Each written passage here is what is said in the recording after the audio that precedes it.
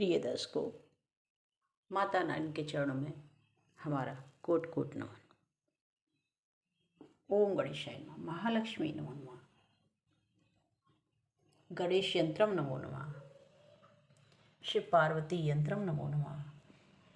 हनुमान बाबा यंत्रम नमो नमः। श्री कृष्णाय नमो नमः। कुबेर देवता नमो नमः। महालक्ष्मी यंत्रम नमो नमः। दर्शकों, आज हम आपको पारिजात के वृक्ष के विषय में और पारिजात के पुष्प यानी इन्हें हार श्रृंगार भी कहते हैं, उसके विषय में आपको जानकारी दे रहे हैं। जानकारी तो सभी को है, लेकिन ये अपनी बिजी लाइफ में हम कुछ चीज़ों को नज़रअंदाज कर जाते हैं, भूल जाते हैं, इसीलिए मैं आपको ध्यान दिलाना चाहती हूँ। दर्शकों, हार श्रृंगार का जो वृक्ष है बहुत ही महत्वपूर्ण होता है। इसके पत्ते, छाल और पुष्प सभी हमारे जीवन में बहुत ही खूबसूरत बदलाव ला देते हैं यदि हम इनका प्रयोग करना जानते हैं। क्योंकि अक्सर हम अपनी जो मॉडर्न एजुकेशन में लगे हुए हैं, बाकी हमें इन चीज़ों का थोड़ा इनकी तरफ हमारा ध्यान ही नहीं जाता है। तो मैं आपको बता दूं कि जो पारिजात के वृक्ष है और पारिजात के जो पुष्प हैं, इन्हें हार श्रृंगार भी कहते हैं। तो ये जो है पुष्प जो है इतना अधिक सुगंध देता है कि इसकी सुगंध से बहुत ही मनमोहक वातावरण हो जाता है।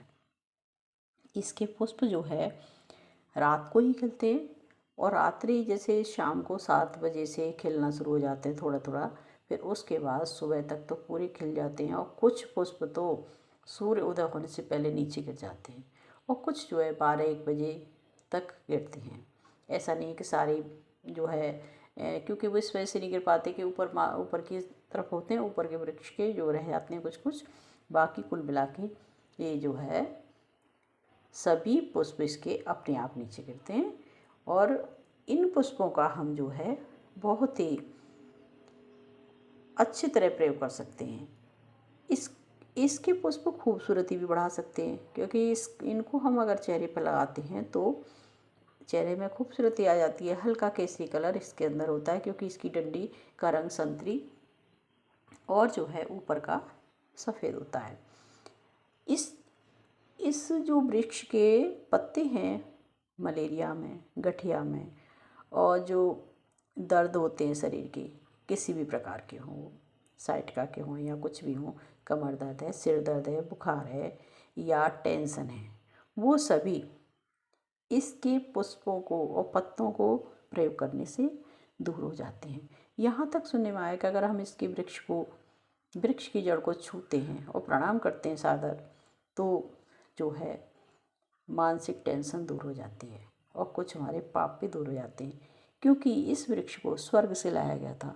भगवान कृष्ण ने इस वृक्ष को स्वर्ग पर लाया है और जो है ये बहुत ही अनमोल वृक्ष है। हमें इसको अधिक से अधिक घरों में लगाना चाहिए और ये जो है हमें अधिकांशतः पूरब दिशा की तरफ, मेन गेट जो पूरब की तरफ लगाएं, उत्तर की तरफ लगाएं इसको। तो जिस घर में ये वृक्ष होता है उसमें महालक्ष्मी का वास सदैव बना रहता है, क्योंकि महालक्ष्मी जी को, विष्णु भगवान को, कृष्ण भगवान को, राधा रानी को ये बहुत ही पसंद है।